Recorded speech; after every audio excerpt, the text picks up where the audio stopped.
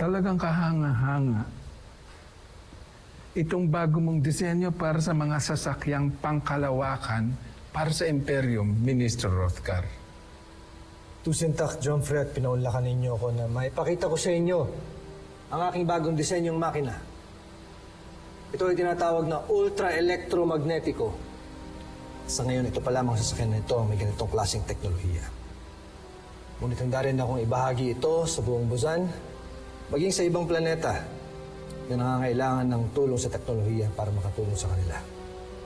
Maayos talaga ang puso at utak mo, Baron Rothgar. Hindi ka lang matalinong ministro ng agham, mabuti ka rin nilalang na wagas ang puso. Pinalalaki niyo ang ulo ko at pintataba ang aking puso, Imperatora. Seryoso ako sa sinasabi ko. Kung kaya't ikaw ang napili kong hahalili sa akin para sa trono ng Bosanya. Ako, mahal na Jomfrey. Hindi ko yata matatanggap ang ibinibigay mo sa akin. Nakapagpasya na ako. Ikaw, Baron Rothgar, ang susunod na mamumuno sa Imperium ng Bosanya. Baka nabibigla lang ho kayo. Paano ang anak ninyo? Ang aking pinsan na si Zambojil. Maiintindihan at tatanggapin ni Zambojil ang desisyon ko. Mahalaga na ang trono nitong Bosanya ay mapunta sa kamay ng isang nilalang na may sapat na kaalaman at kakayahan para mapaunlad ang ating planeta at para na rin makatulong sa buong kalawakan. Tusintak, mahal na Jomfrey. Hindi ko kayo bibiguin. May inam kong ganun. Pues, nais ko nang bumalik sa palasyo at napapagod na ako.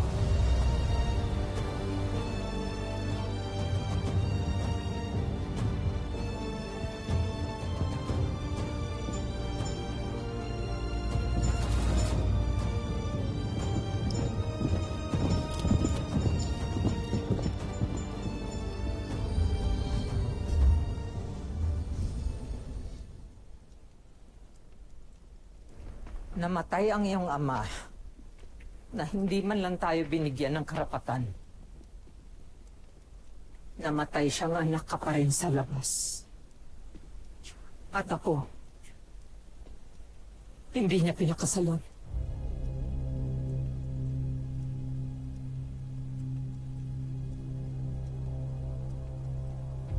Hindi ka ba nag-aalala? Ang kamatayan ng iyong ama ay nangangahulugan na ang pinsan mong si Rothgar ang kokoronahan bilang kahalili niya.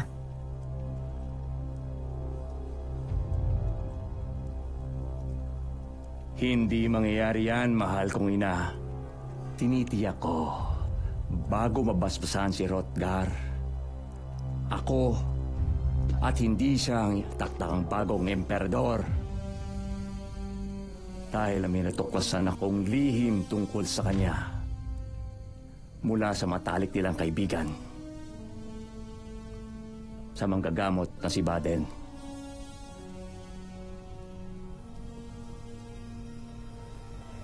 Bakit?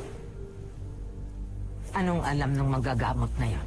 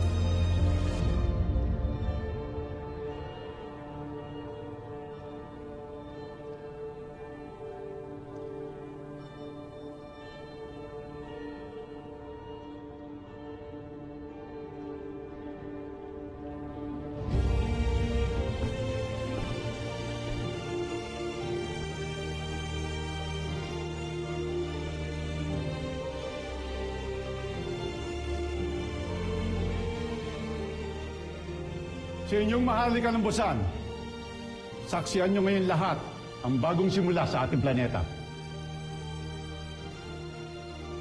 Sa pamamagitan ng koronang itong pinagkakalob sa iyo ng Busan Najmi Imperium upang pamunuan ng Busan at ang lahat ng planetang nasasakupan nito sa buong kalawakan. Sa kapangyarihang pinagkaloob sa akin, pinagkakalob ko to sa ating bagong emperador na si Hrothgar.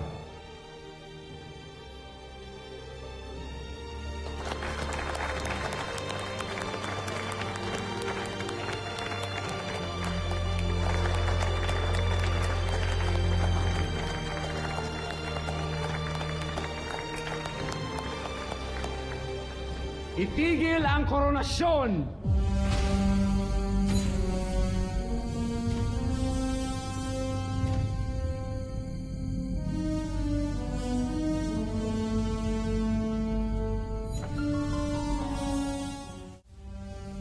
Walang karapatan na maging emperador ang isang traidor.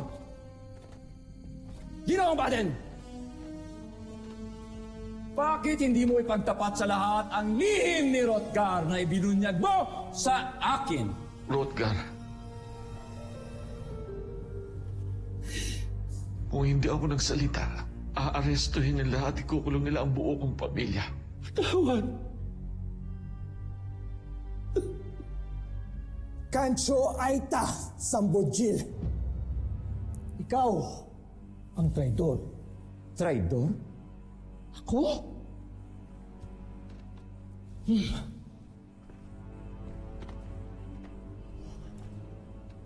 Tingnan natin sino ang traidor. Tingnan.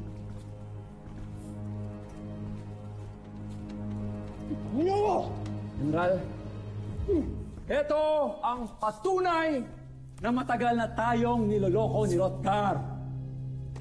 Ang ministro na hinahangaan ninyong lahat ay nagmula sa lahi ng mga alipin!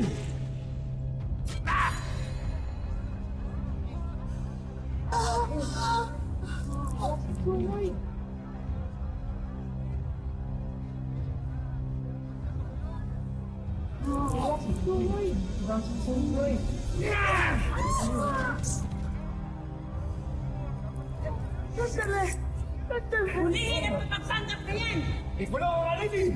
Ipulo! Ipulo ang alipin! Maghunas-lili kayo. Pabayaan niyo kami magpaliwanag! Manloloko ang inyong anak. Lahat kayo. Ang buong angkan ninyo, puro manloloko. Hindi. Ang dapat sa kanya,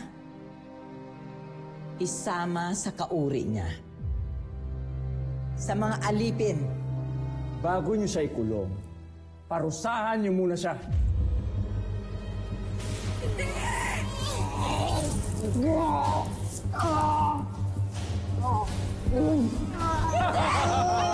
Ikaw ang idol ng Busan!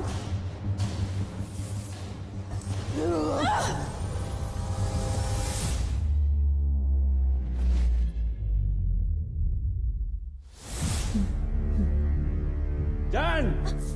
Diyan kayo nababagay! Sa lupa! Alipin!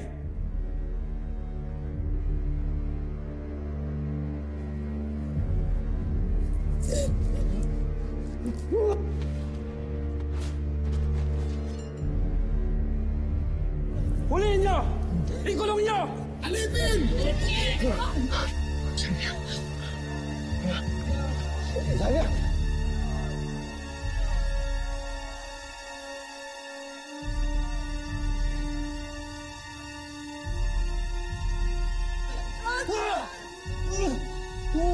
Rosalia! Huliin niyo! Huliin niyo! Huliin niyo! At ang kanyang asawa, malaki rin ang kasalanan nila dahil sa kanilang pakikipagsabuatan kay Hrothgar! Bitiwan mo ako!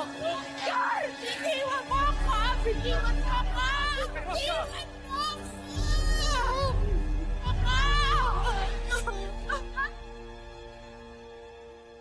Mabuhay ka, Zambujil. Ang tunay na karapat-dapat na emperador ng Busan. Nieva, Emperador Zambujil. Yeba! Yeba!